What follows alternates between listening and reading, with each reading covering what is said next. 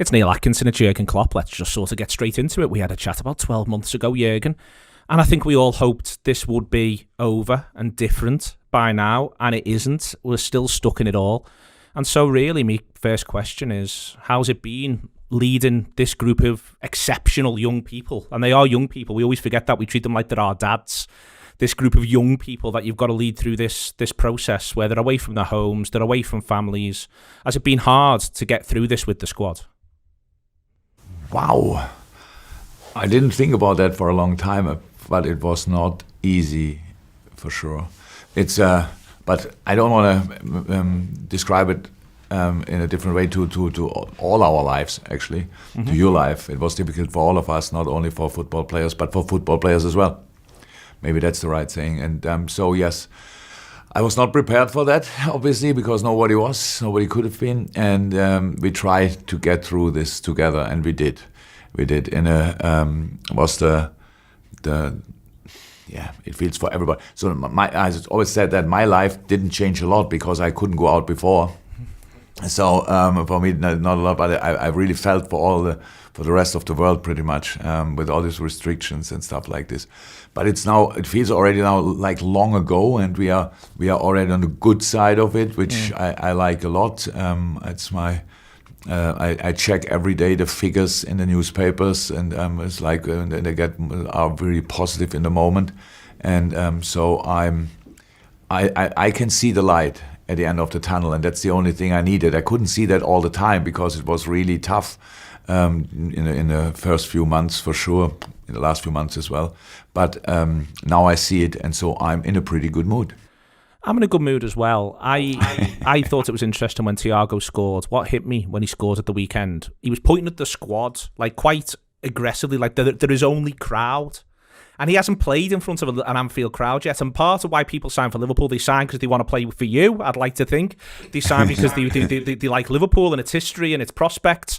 But they also sign for the crowd. And Thiago and Jota haven't had one day in front of the crowd yet. And to the other players, do you talk to them about what it's going to be like when there's a crowd? Are you like, you want to see what this place is like with 55,000? Oh no, they know both. They played against us. So they know that, and yes, they are looking forward to it. Like we all are looking forward to it, because it feels like we never played in front of a crowd. That's it was that long ago. So from time to time, I watch old games of us with crowd. Yeah, of course, and then you see that all these emotions and all these celebrations and stuff like this. It's a massive difference. I really don't have enough words for it. How big the difference is with or without you, and it's not even 5% of the enjoyment, but it's still the job, and it's still okay, and playing is nice, and being much better than in the first lockdown when we couldn't play, but I can't wait to have you all back. But has it felt more, you say that it's the job, has it felt more like a job? Because you don't become a football man, you could do any job. You don't become a football manager because you just want to do a job. Has it felt more like, I'm just going to work, here I am, we're going to work again. There's people who do jobs and then football's the release. Has it just felt more like a job?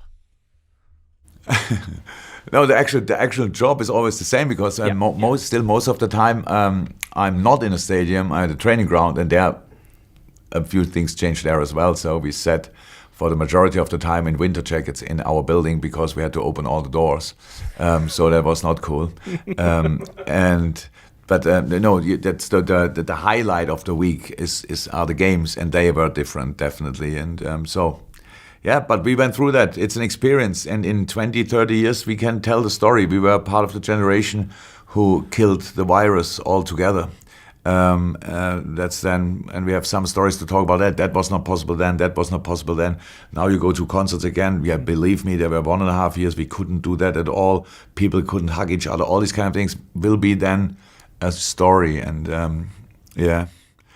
it's good that it's nearly gone. Hopefully. The other thing that I hope's nearly gone, and it didn't look it on Saturday against Southampton, is all the injuries. Like, Virgil just came in before we started this and was trying to was succeeding in winding me up, asking me what was the toughest question I was going to ask you. But all the injuries have been, again, they must have took the toll. You're used to seeing these, again, just your day-to-day work, seeing these lads around, chatting to them, seeing how they are, talking to them about themselves, them talking to you, you all. that must have been really hard. Is there something you can put your finger on around the injuries? Are you looking into it, or do you think it's a combination of bad luck and intensity and fixtures? Hello Reds, thanks for watching a preview of our video there. If you want to watch the full thing, just click join below and you'll get the full video as well as the rest of our premium package, including all you need before and after every Liverpool game. We'll throw in a few perks too, including discounts at the Anfield Wrap shop. Get it! So click join, get involved, see you on the other side. Up the Reds.